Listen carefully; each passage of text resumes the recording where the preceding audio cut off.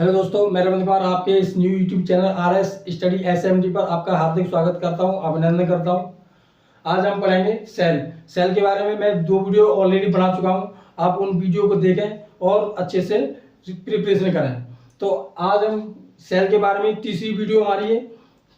दो वीडियो मैं ऑलरेडी बना चुका हूँ, उनको आप अच्छे से देख लें। आज हम सेल के बारे में वो बताने वाले हैं जो हमने 2 वीडियो में नहीं बताया था। तो हमने आपको बताया था मैथियास स्लेडेन और मिथुडोर स्वान के बारे में बताया था कि उन्होंने बताया था कोस्का या सेल के बारे में बताया था। 1838 में बताया था और 1839 में। आज उनकी थोड़ी बहुत कमियां थी और वो उन कमियों के बारे में बताया था रुडोल्फ विर्चो ने। तो रुडोल्फ विर्चो के बारे में आज हम पढ़ेंगे और अच्छे से पढ़ेंगे। और वीडियो को ज़्यादा शेयर करें, शेयर नहीं करते आप लोग और कमेंट करके भी नहीं बताते हैं कि आपको सब कुछ समझ में आ रहा है या नहीं आ रहा है। तो आप कमेंट में जरूर बताएं। और ये आपका ही चैनल है और आप अपना चैनल समझ के ही हर प्रकार के कमेंट कर सकते हैं और ज़्यादा से ज़्यादा शेयर करें। फेसबुक पर भी आपको ये चैनल मिल जाएगा और यूट्यूब पर तो मिल ही जाएगा। तो आइए स्टार्ट करते हैं अपना वही टॉपिक सेल।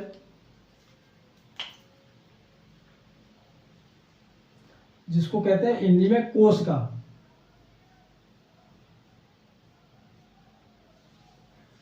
ठीक है, अब कोशिका के बारे में पढ़ेंगे और कोशिका के बारे में जानेंगे जो उन्होंने बताया था।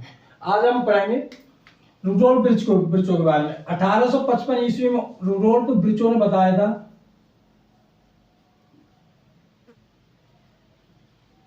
रुडोल्फ विर्चो ने बताया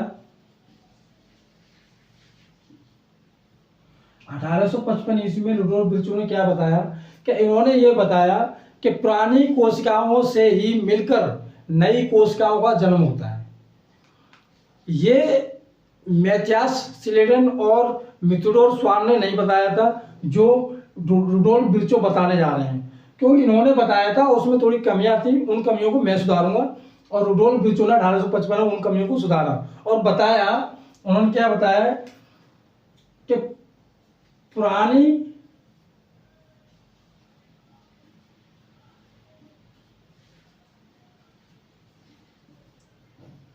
कोशिकाओं से मिलकर नई कोशिकाएं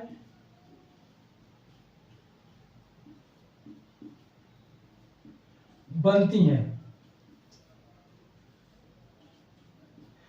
पुरानी कोशिकाओं से मिलकर ही नई कोशिकाएं बनती हैं। ये किसने बताया था? रुडोल्फ विर्चो ने बताया था 1855 ईस्वी में। इन्होंने ये बताया कि अगर पुरानी कोशिकाएं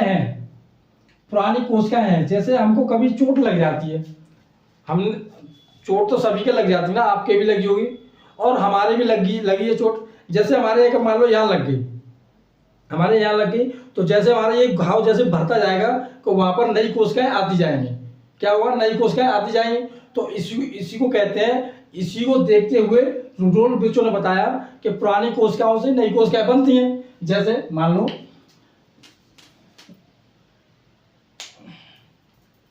एक मिनट,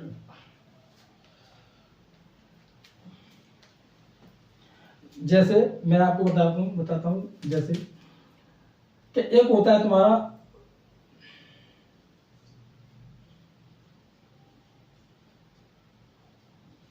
प्रोटोबायंट। इसको इंग्लिश में भी प्रोटोबायंट ही बोलते हैं।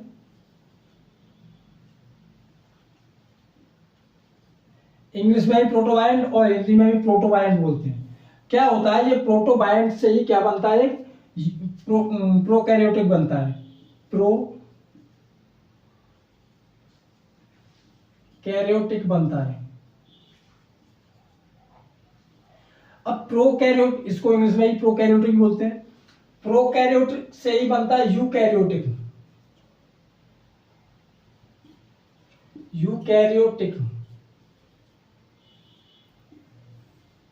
ये 3 चीजें बनी। ये हमारी पुरानी कोशिका थी, इस कोशिका से मिलकर ये बनी है। इस कोशिका से मिलकर ये बनी। अब ये पूरी कोशिका नहीं है, इसके अंदर बहुत कुछ नहीं है, इसके अंदर केंद्रक नहीं होता है। क्या होता है कि एक और चीज बता देता हूं। जैसे कि मान लो एक वो है, क्या है? कोशिका है। ये मान लो कोशिका है और कोशिका यहाँ मान लो क्या है? केंद्रक है। ये केंद्र क्या क्या है? ये न्यूक्लियस, इंग्लिश में बोलते हैं न्यूक्लियस, हिंदी में बोलते हैं इसको केंद्रक। ये केंद्रक है। अब कोशिका के अंदर केंद्रक होता है, लेकिन यहाँ केंद्रक क्या करता है? कोशिका के अंदर केंद्रक का क्या काम है? जैसे हमारे अंदर ब्रेन का, हमारे बॉडी में, पूरी बॉडी को काम करने के लिए ये ब्रेन का होना बहुत जरूरी है। वैसे ही इस कोशिका के अंदर ये कोशिका क्या काम करेगी, इसको कोशिका को क्या क्या काम करना है, इस सभी कामों को नियंत्रित करने का काम करता है न्यूक्लियस यानी केंद्रक। मान लो ये कोई काम कर रही है, लेकिन इस कोशिका कोई काम कर रही है, इस कोशिका को काम करने के बाद अगर इसको नियंत्रित करेगा तो कौन करेगा? केंद्रक करेगा। कौन करेगा? केंद्रक करेगा। तो यहां लिख रहे हैं कोशिका के कार्य को या कोशिका की क्रिया को नियंत्रित कौन करता है? केंद्र करता है। कौन करता है? केंद्र करता है। जितनी भी गतिविधियां है, ये कोशिका है ना, कोई भी काम करेगी, कोई भी क्रिया करेगी, उन सभी क्रियाओं को नियंत्रित करने का काम करता है न्यूक्लियस यानी कि केंद्रक। केंद्रक इसमें होता है, इसलिए नियंत्रित करने का काम करता है। ऐसे ही यहाँ प्रोटोबायंट के अंदर केंद्रक होता है, लेकिन प्रोकैरियोटिक के अंदर केंद्रक नहीं होता है, यहाँ न्यूक्लियस नहीं होता है। न्यूक्लियस नहीं होता, लेकिन ये प्रोकैरियोटिक क्या होगा? आगे जाके क्या होगी? ये न्यू सेल में बदल जाएगी। न्यू सेल में जैसे ये बदलेगी तो इसके अंदर केंद्रक आ जाएगा यानी न्यूक्लियस आ जाएगा। न्यूक्लियस होता है। अब न्यूक्लियस होता है इसमें, तो यहां से लेकर यहां तक हम आए, यहां से लेकर यहां तक आए हम, और यहां से लेकर यहां तक आने में क्या हुआ कि ये न्यू सेल बनी। क्या बनी? New cell. ये आपकी क्या बनेगी? न्यू सेल बनेगी। अब न्यू सेल बनी तो इसमें क्या आया? केंद्रक आया, और केंद्रक आने से क्या हुआ? केंद्रक आने से क्या हो गया कि इसके अंदर जितनी भी गतिविधियां हो रही हैं, उन सभी क्रियाओं को नियंत्रित करेगा ये न्यू सेल के अंदर। क्या करेगा? न्यूक्लियस क्या करेगा? केंद्रक को, ये सिर्फ और सिर्फ इसकी क्रियाओं को नियंत्रित करता है, और जो भी काम होगा वो सिर्फ कोशिका करती है। तो यहां ये बताया गया कि केंद्रक के अंदर, केंद्रक जो ब्रेन होता है, ब्रेन की जैसा ये काम करता है। जैसे आपने वो देखा होगा, कंप्यूटर चलाते हैं, कंप्यूटर चलाने के लिए हमें किसकी जरूरत पड़ती है? सीपीयू की। सीपीयू होगा तभी कंप्यूटर अच्छे से काम करेगा, यानी कि कंप्यूटर का ब्रेन है क्या? सीपीयू। सीपीयू नहीं होगा तो कंप्यूटर काम नहीं करेगा, और ब्रेन होना बहुत जरूरी है, और हर किसी के अंदर ब्रेन होता है, और ब्रेन के कारण ही सब काम होते हैं। और ये ब्रेन मान लो यार, ये एक तरह का इसको नाम भी दे सकते हैं, ब्रेन। क्या ये मस्तिष्क बोलते हैं इसको? क्या बोलते हैं? मस्तिष्क बोलते हैं इसको। तो इसके बारे में आपको समझ में अच्छी तरीके से आ गया होगा। अगर नहीं समझ में आया तो एक बार मैं और समझा देता हूँ। 1855 रोल ब्रिचो ने बताया कि पुरानी कोशिकाओं से मिलकर नई कोशिकाएं बनती हैं। अगर नई कोशिकाएं बनती तो फिर कैसे बनती? जैसे प्रोटोबायंट हुआ, प्रोटोबायंट से बना प्रोकैरियोटिक, प्रोकैरियोटिक से यूकैरियोटिक, फिर यूकैरियोटिक के क्या नाम दिया? न्यू सेल का नाम दिया, जिसमें क्या होता है? केंद्रक होता है, लेकिन प्रोकैरियोटिक में केंद्रक नहीं होता है। अब केंद्रक क्या काम करता है कि जैसे ये एक सेल हुई, ये क्या हुई? ये सेल है, न्यू सेल, ये सेल है, और सेल कोशिका को बोलते हैं, सेल कोशिका को बोलते हैं। अब कोशिका है ये, अब कोशिका के अंदर वो है न्यूक्लियस, केंद्रक, और केंद्रक किसका काम करेगा? ब्रेन का। तो आई होप आपकी समझ ये बहुत अच्छी तरीके से आ गया होगा, जैसे मैंने आपको समझाया है। और कुछ भी अगर समझ में नहीं आ रहा हो, कोई भी वर्ड इसमें समझ में नहीं आ रहा हो, तो आप कमेंट में जरूर बताया करें। आप कमेंट में नहीं बताते, आप वीडियो को देखते हैं लेकिन कमेंट नहीं करते हैं। कमेंट करके हमें जरूर बताया करें, क्योंकि तभी हमको पता चलेगा कि आपकी कुछ समझ में आया है या नहीं आया है, आपको क्या समझ में आया है, कौन सा वर्ड समझ में नहीं आया है, तो अच्छी तरीके से हमें भी पता चल पाएगा। तो कमेंट में जरूर बताया करें। आप इसका एक स्क्रीनशॉट लेना चाहते हैं तो ले सकते हैं। मैं आगे चलता हूँ।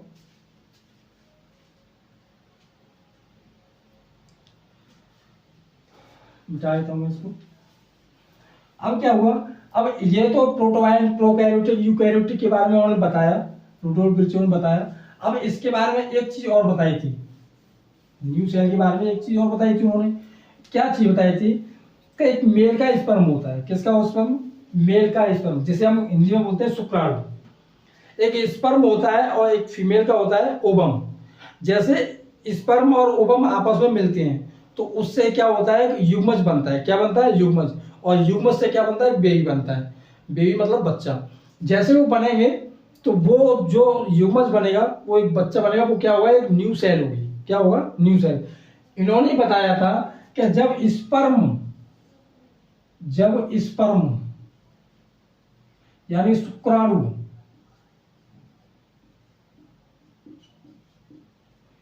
शुक्राणु किससे मिलेंगे? ओवम से मिलेंगे।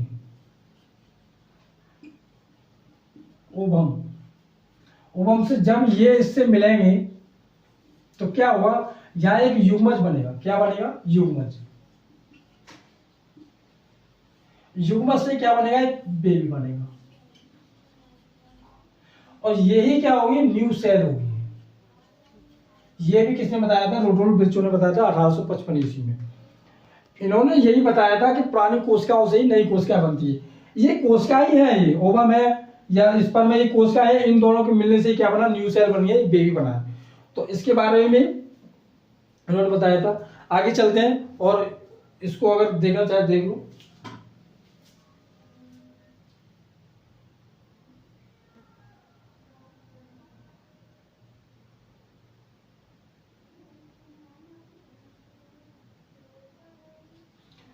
मिटा देता हूं मैं इसको।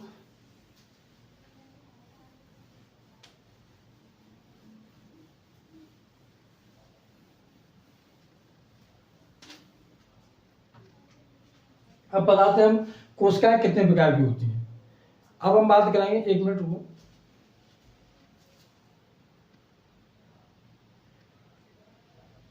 चलो देखते हैं कोशिकाएं कितने प्रकार की होती हैं। अब कोशिकाएं दो प्रकार की होती हैं। एक होता है एक कोशिकीय और एक होता है बहुकोशिकीय। एक होता है, पहला होता है आपका एक कोशिकीय,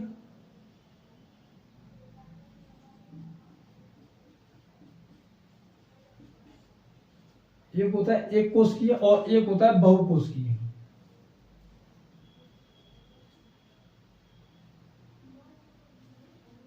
बहुकोशिकीय।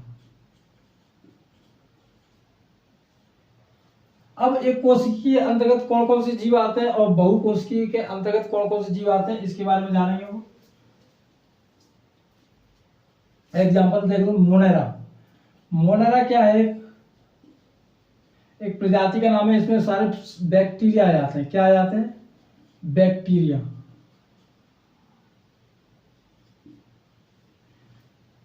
फिर आ जाते प्रोटिस्टा। प्रोटिस्टा के अंतर्गत तुम्हारे आते हैं अमीबा, पैरामीशियम,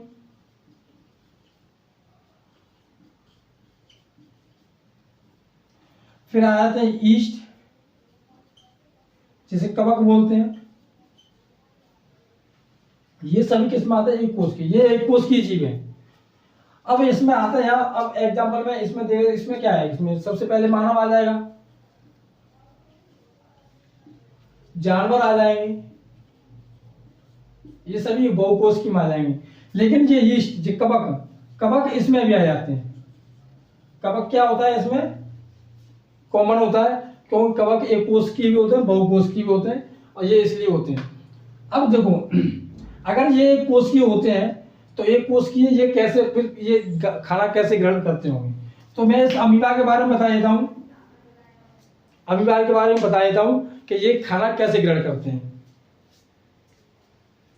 तो आइए देखते हैं। जैसे कि अमीबा आपने देखा होगा शायद, अमीबा देखा होगा आपने, ऐसा अमीबा होता है। ये मान लो अमीबा जैसा है। अब मान लो यहां पर एक कोई जीव आ गया, ये जीव है, और इस जीव को ये खाना चाहेगा। अब जैसे जैसे ये आगे बढ़ता जाएगा तो क्या होगा? ये ये ऐसे ऐसे ऐसे जैसे कि मान लो ये जीव है और ये यहाँ से खिसकते हुए जा रहा है, तो ये जो दो हाथ जैसे ये दिख रहे हैं, ये ऐसे इसको जकड़ लेगा। क्या करेगा? ऐसे इसको जकड़ लेगा। तो मान लो एक और बना देता हूं मैं यहाँ पे। अब ये बन गया, तो ये क्या कहाँ आ जाएगा? ये यहाँ आ जाएगा। मान लो ये जीव यहाँ आ गया। अब इसको फिर से ये आपस में ऐसे मिल जाएगा। ये देखो कैसे,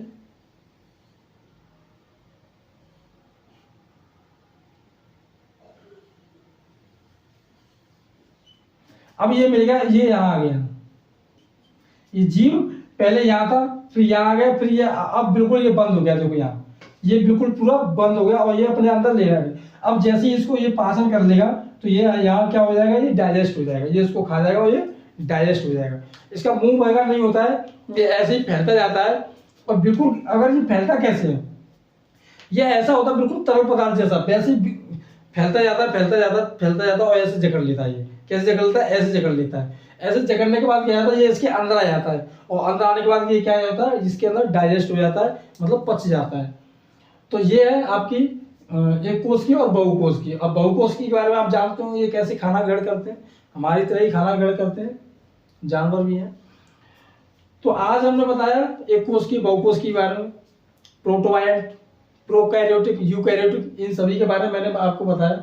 और आपको ये वीडियो कैसी लगी आप कमेंट में जरूर बताया करें और शेयर जरूर करें, ज़्यादा से ज़्यादा शेयर करें। और फेसबुक पर भी शेयर करें, यूट्यूब पर भी शेयर करें और हर तरीके से जैसे जैसे शेयर हो सकता है वैसे शेयर करें। क्योंकि शेयर करने से क्या होगा? आपके साथ साथ और लोग भी हमसे जुड़ेंगे तो हमें भी अच्छा लगेगा और हम भी थोड़ा आपको पढ़ाने में इंटरेस्ट लेंगे। क्योंकि जब बहुत सारे लोग होंगे तो हमको भी अच्छा लगेगा।